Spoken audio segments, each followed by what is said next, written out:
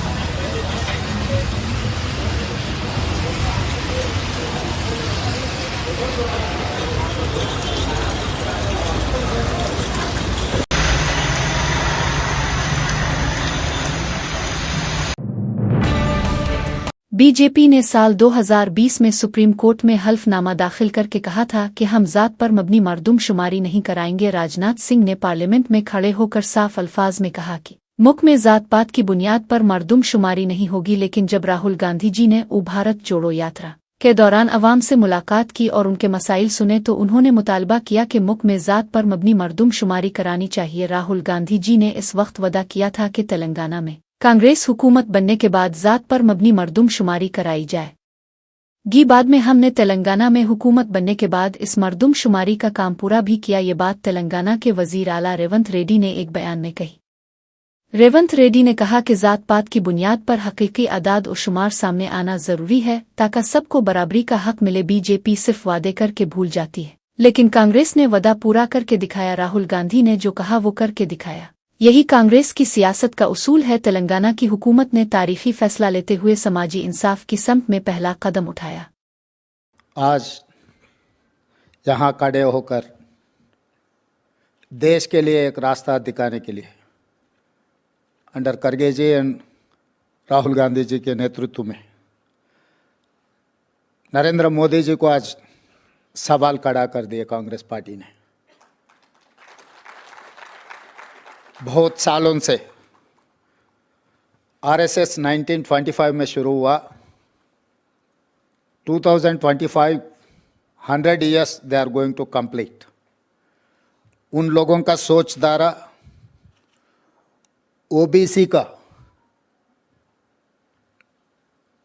जनगिनती में जाति गिनती नहीं करने का 2020 सुप्रीम कोर्ट में they have filed affidavit saying that they are not going to take up this issue. Rajnath Singh ji ने लोकसभा में साफ साफ कह दिया, भारतीय जनता पार्टी जाति गणन नहीं करना चाहता है। तो राहुल जी ने जब कन्याकुमारी से लेकर कश्मीर तक 150 दिन 4000 किलोमीटर जब पदयात्रा किए, हर वर्ग के जनता से मिला, उनका आवाज़ सुने, उनका दिल में क्या है जो अनरेस्ट वो पहचान लिए। इसीलिए राहुल गांधी जी ने ये वादा किया, कांग्रेस सरकार में आते जाति गणना में हम लोग कांग्रेस पार्टी ये मुद्दा लेकर आगे जाएंगे। जब तेलंगाना में राहुल भैया आया था, ऑलमोस्ट 25 दिन पदयात्रा किए, 400 किलोमीटर इन तेलंगाना। हर गांव में ये बात साफ कह दिया कि तेलंगाना में हमारा सरकार बने तो ज़रूर सेंसस में कास्ट सेंसस हम लोग करने वाले हैं। मैं ये सोचा आज ये पावर पॉइंट प्रेजेंटेशन इसीलिए किए, बार बार कांग्रेस पार्टी ने कुछ नेता लोग तेलंगाना मॉडल के बारे में चर्चा हो रहा है, मगर वो तेलंगाना मॉडल क्या है ज़्यादा लोगों को पता नहीं है। इसीलिए आज जितने भी हमारे साथी लोकसभा मेंबर्स हैं, हमारे मित्र हैं, उन लोगों को एक प्रोसेस हम लोग जो अडॉप्ट किए, आउटकम तो सबको पता है, मगर प्रोसेस में हम जो मुद्दा हटाते गए कि इसमें जो बेनिफिट मिलने वाले हैं उनका बहुत संतोष की बात है। मैं जिसको जो डाउट है, भाई ये पूरा गिनती आ गए तो हमारा क्या हाल है, पर्टिकुलर इन अपर कास्ट। तो अपर कास्ट में जितने भी कास्ट जो रिप्रेजेंट करने वाले को मैं बार बार बुला के बिठाया, भाई रेवंत रेड्डी जी और दीगर पार्टी कायदीन ने मेरी तवक्कुआत से बढ़कर काम किया है। न सिर्फ ज़ात पर मबनी मरदूमशुमारी मुकम्मल की, बल्कि बेहद उम्दा और सही जज्बे के साथ अंजाम दी। मैं पूरे यकीन के साथ कह सकता हूं कि उन्होंने जो काबिलियत और महारत दिखाई है वो मुल्क में समाजी इंसाफ के लिए एक संग मील साबित होगी। तेलंगाना में की गई ये मरदूमशुमारी आने वाले दिनों में पूरे मुल्क के लिए एक मेयार कायम करेगी, चाहे बीजेपी को ये बात पसंद आए या ना आए। लेकिन अब मुल्क में ज़ात पर मबनी मरदूमशुमारी की राह हमवार हो चुकी है। राहुल गांधी ने कहा कि समाजी इंसाफ की बुनियाद अदाद और शुमार पर ही होनी चाहिए, सिर्फ नारेबाजी से इंसाफ मुमकिन नहीं। तेलंगाना हुकूमत ने एक जुरतमंदाना कदम उठाया है जो दीगर रियासतों के लिए मशल राह बनेगा। रेवंत रेड्डी और उनकी टीम ने जो अज़्म और ईमानदारी के साथ काम किया है वो काबिल तहसीन है। ये मरदूमशुमारी सिर्फ एक सर्वे नहीं बल्कि समाजी मुसावात की समत एक इनकलाबी कदम है। राहुल गांधी ने कहा कि कांग्रेस सिर्फ वादे नहीं करती, अमल करके दिखाती है। तेलंगाना की ज़ात पर मबनी मरदूमशुमारी अब कौमी सतह पर बहस का मरकज बन चुकी है। When I started to push the caste census in Telangana, in the back of my mind, the issue was there that we have Revanth Reddy ji as Chief Minister, and it will be difficult for him to push the caste census. It's not easy because his community would maybe not appreciate that action. And so I was looking quite carefully. And I must tell you, and I told the expert committee this, that Revanth Reddy, other leaders of Congress party, they exceeded my expectations very easily. Not only did they do the caste census in the spirit that it should have been done. You can do something in the right spirit and then you can do it incompetently. So they did it in the right spirit, and I can say with certainty that the level of competence with which they've done it, this is a milestone for social justice in the country. And this is going to define whether the BJP likes it or doesn't like it. This is now going to define how.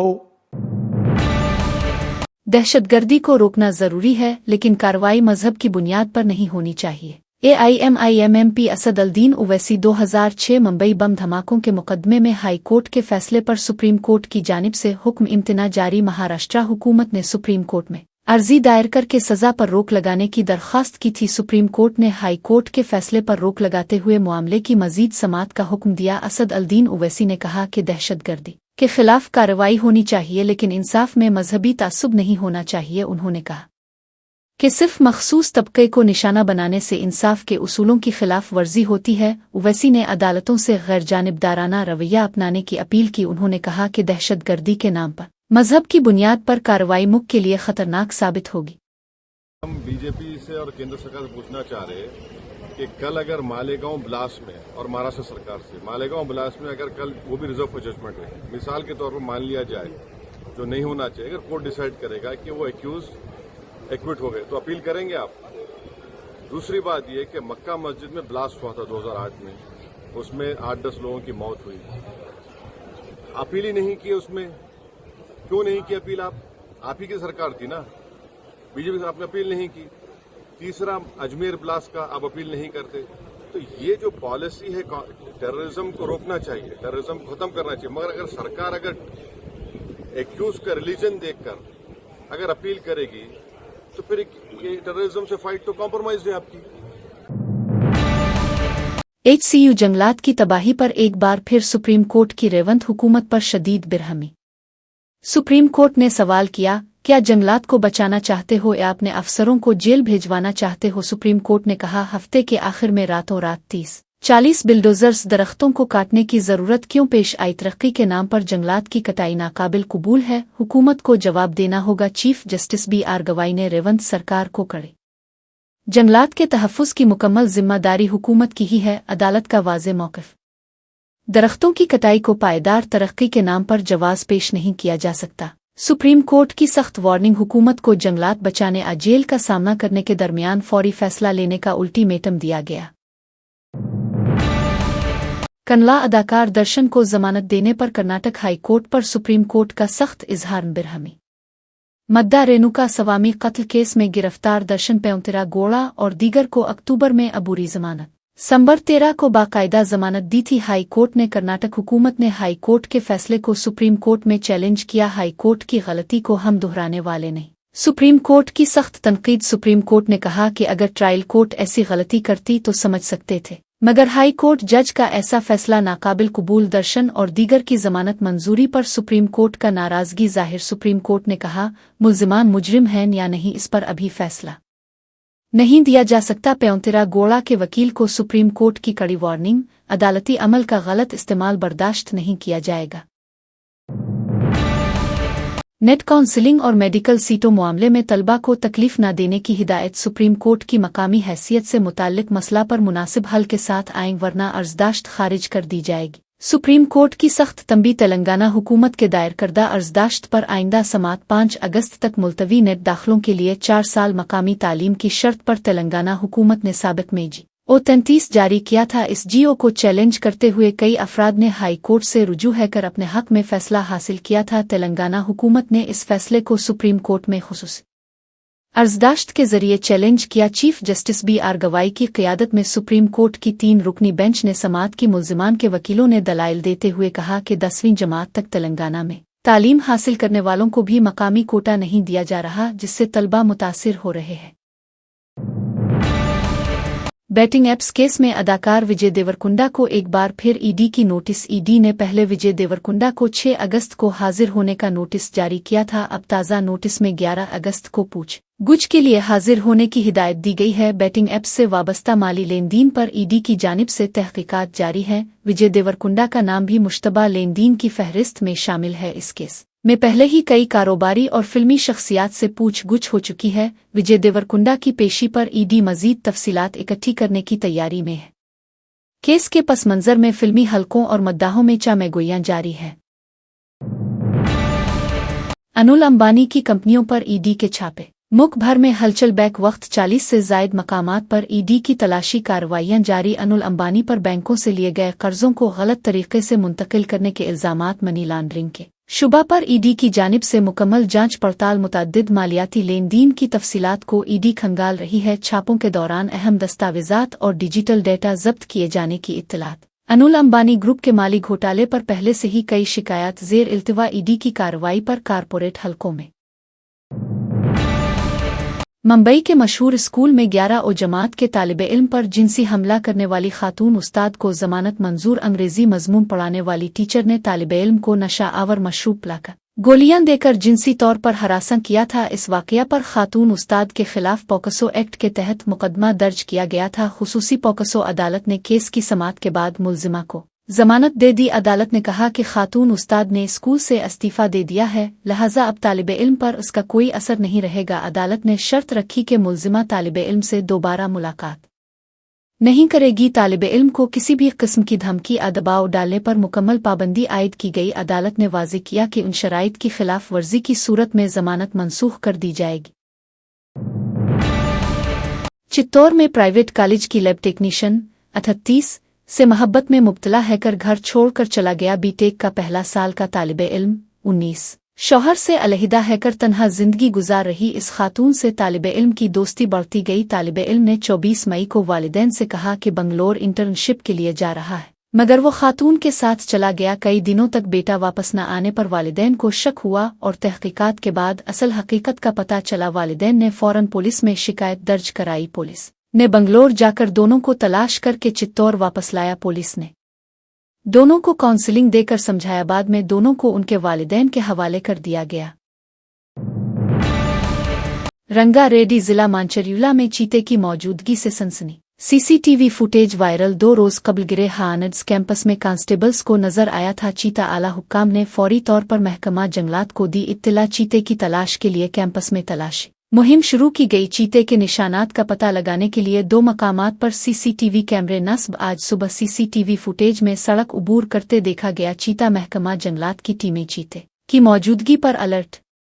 मकामी अवाम में चीते की आमद से खौफ व harass. हुक्काम ने एहतियात बरतने की अपील।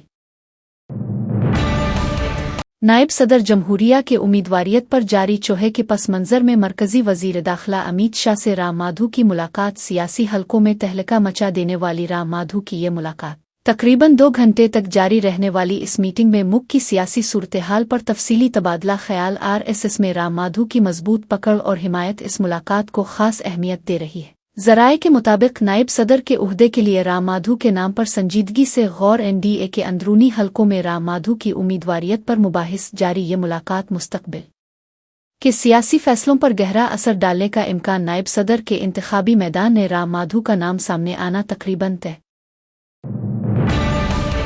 ड्राइवर के सोने के दौरान RTC बस चोरी करने वाला चूर गिरफ्तार। नीलोर जिला के आतमकोट डिपो से ताल्लुक रखने वाली बस को चूर ले उड़ा। ये बस एएसपेट से नीलोर बस स्टैंड तक पहुंची थी। ड्राइवर ने बस पार्क करके रेस्ट रो में आराम किया। सुबह उठकर देखा तो बस गायब थी। सीसीटीवी फुटेज की मदद से पुलिस ने बाचिरडीपालम टूल गेट पर बस को ट्रेस किया। पुलिस ने बस चोरी करने वाले मुलजिम को हिरासत में लिया। मुलजिम की शनाख्त औदवालवर मंडल के कंचरला गांव के बटरागनट कृष्णा के तौर पर हुई। पुलिस ने बस को जब्त करके मजीद तफ्तीश शुरू कर दी।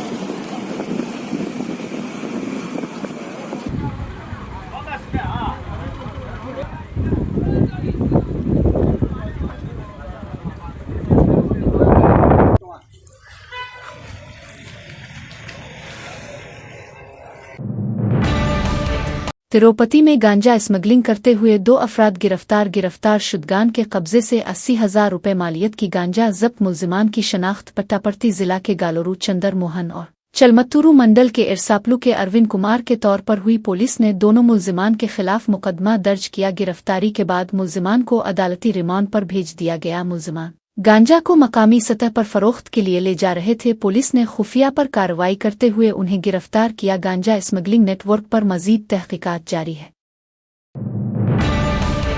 तमिलनाडु में महबूब के साथ मिलकर शौहर का कत्ल करवाने वाली बीवी गिरफ्तार। वाकया का पर्दाफाश इस जोड़े की 3 साला बेटी ने कर दिया, जिसने सारा वाकया पुलिस को बताया। वीलोरे जिला के कोपिमपालिया के भारत 36 की शादी 5 साल कबल बंगलोर की नंदनी 26 से हुई थी, जिन्हें 2 बेटियां हैं। भारत चेन्नई में एक होटल में शेफ के तौर पर काम करता और हफ्ते में एक दिन घर आता था, जबकि नंदनी का पड़ोसी संजय 21 के साथ नाजायज ताल्लुक था। भारत ने कई बार नंदनी को समझाया मगर वो बाज नहीं आई, जिस पर नंदनी ने शौहर को मारने की साजिश रची। 21 जुलाई को भारत अपनी बीवी और छोटी बेटी को बाइक पर खरीदारी के लिए ले गया। वापसी पर संजय ने हमला किया। पगझाड़ियों में छपकर संजय ने भारत पर चाकू से हमला करके कत्ल कर दिया। नंदनी के मशकूक बयानात पर पुलिस ने 3 साला बच्ची से पूछगुछ की, जिसने सच बता दिया। पुलिस ने नंदनी और संजय को गिरफ्तार कर लिया।